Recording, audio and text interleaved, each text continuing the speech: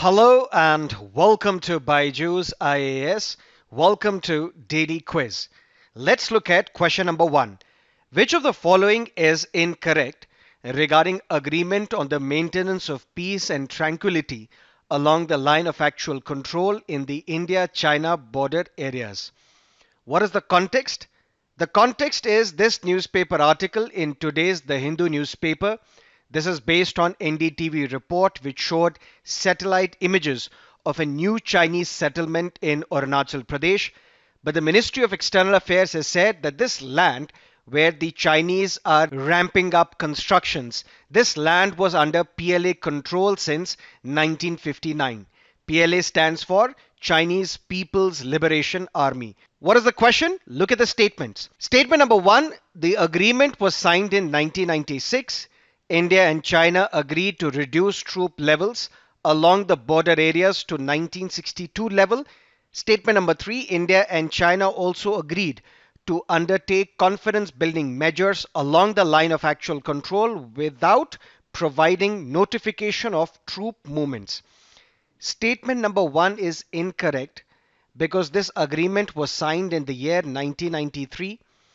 Statement number 2 is also incorrect. Why? Because although India and China agreed to reduce troop levels, but compatible with friendly and good relations between them, so that this reduction can lead to good friendly relations between India and China.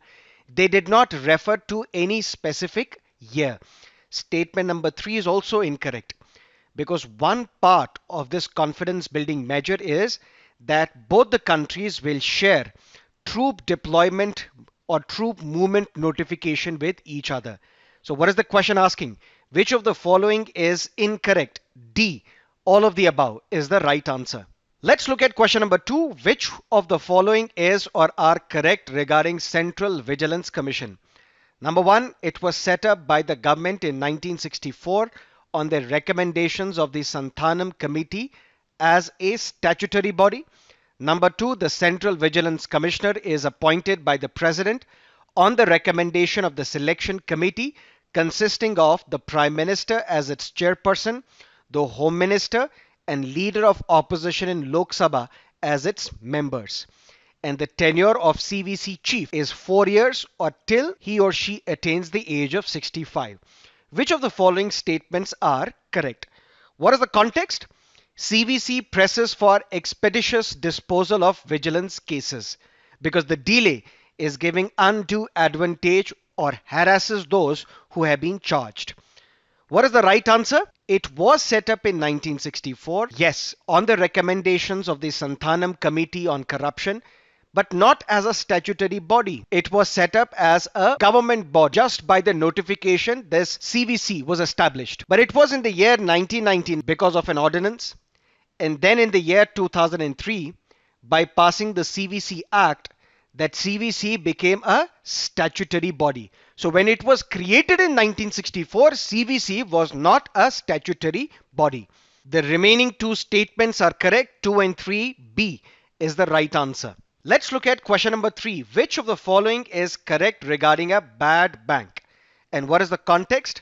This is today's Indian Express balance sheet of a bad bank. Because the RBI governor, he has agreed to look at a proposal for creating a bad bank. What's the question? Statement number 1. The idea of setting up a bad bank is to resolve the growing problem of non-performing assets as well as improve financial inclusion. Technically, a bad bank is an asset reconstruction company or an asset management company. Statement number 3. The bad bank, since it is a bank, is also involved in lending and taking deposits, but primarily it helps commercial banks clean up their balance sheets and resolve bad loans. There is a growing non-performing assets amongst public sector banks, private sector banks as well. The idea is to create a bad bank. What will this bad bank do? All these non-performing assets will be transferred to this bad bank so that the balance sheet of these banks would be clean. That means it will be the responsibility of this bad bank now to recover these loans which have turned non-performing or bad. So the idea is only to resolve the growing problem of non-performing assets, not to improve financial inclusion. Yes, technically this bad bank is basically an asset reconstruction company or an asset management company. But although we call it a bank, that doesn't mean it can lend money. That doesn't mean it can take deposits. No, its only job is to help commercial banks clean up their balance sheets and resolve the bad loans. So statement 1 and 3 is wrong. Only 2, B, is the right answer. Now let's look at a previous year's question paper, Prelims 2019. Why is there a great concern about the microbeads that are released into the environment? Microbeads are basically small, solid, and plastic particles. These plastic particles are less than 50 mm and they don't degrade or dissolve in water. That is why they are considered to be harmful to marine and aquatic ecosystems. That means A is the right answer. Let's look at question number 4, statement 1 and 2. Which of the above statements are correct?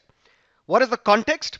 Dr. Harsh Vardhan, the Minister of Health and Family Welfare, he has dedicated the new burns and plastic surgery block of AIIMS to Sushruta, who is considered to be the father of plastic surgery, and this is today's PIB news. The work of Sushruta details specific procedures including performing plastic surgery reconstructions and the removal of cataract. Majority of the aspirants, they know that Sushruta is linked to plastic surgery, but he is also linked with removal of cataracts. Statement number 2, the practice of surgery was already long established in India by the time Sushruta was there, but in a less advanced form than what he practiced. That means advancement in surgery was advocated, explained, and amplified by Sushruta, although the practice of surgery was established in India before Sushruta as well. So both these statements are correct. C is the right answer. Now let's look at question number 5. Which of the following is correct regarding Indian Star tortoise? What is the context? This is today's The Hindu newspaper. 414 Indian Star tortoise seized in Andhra Pradesh. Statement number 1. This species is quite popular in the exotic pet trade, which is the main reason it is critically endangered according to IUCN. The Indian Star tortoise was upgraded to CITES Appendix 1 in the year 2019. That means it has the highest level of international protection from commercial trade. Statement number 3, it is found in the dry areas and scrub forests of India, Pakistan, and Sri Lanka. All these statements are correct. D is the right answer. Let's look at last question. QAnon, seen in the news recently, is it a far-right conspiracy theory, or is it a phishing technique, or a sustained farming attack, or a sustained denial of service attack?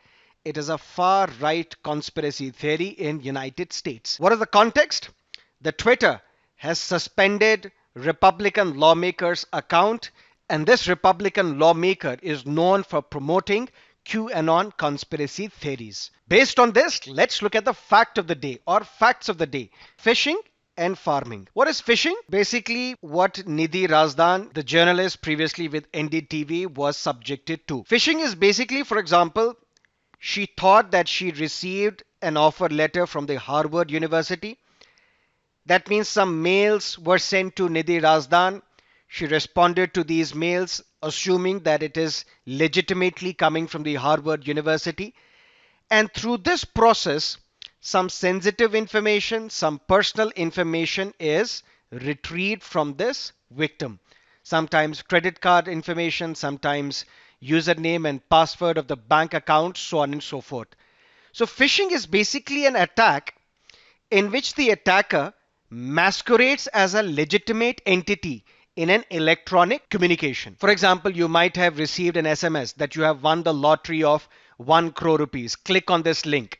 So basically, you get a sense that this message has come from a trusted source, sometimes Reserve Bank of India. But this is basically phishing. Farming is basically phishing without a lure. What is the lure here? Reserve Bank of India, although it is not Reserve Bank of India, it is an attacker. Reserve Bank of India sends a message that you have won the lottery of 1 crore rupees. Click on this, give us these details, and we will transfer the money into your bank account. So there is a lure of 1 crore rupees. But in farming, there is no lure. That means it is fishing without a lure. What is farming then? You want to access byju's.com, but as soon as you type this address, you are misdirected to another byju's.com. But this byju's.com website is created by the attacker. So basically, when you are misdirected to this website, which is a fraudulent website, this is what we call farming. And on this website, you will give out your information. You will give out your credit card details, for example, assuming that this is a Byju's website. It is a legitimate website, but this is farming, which means fishing without a lure. That is it from our daily quiz segment. Thank you for being with us. Have a great day.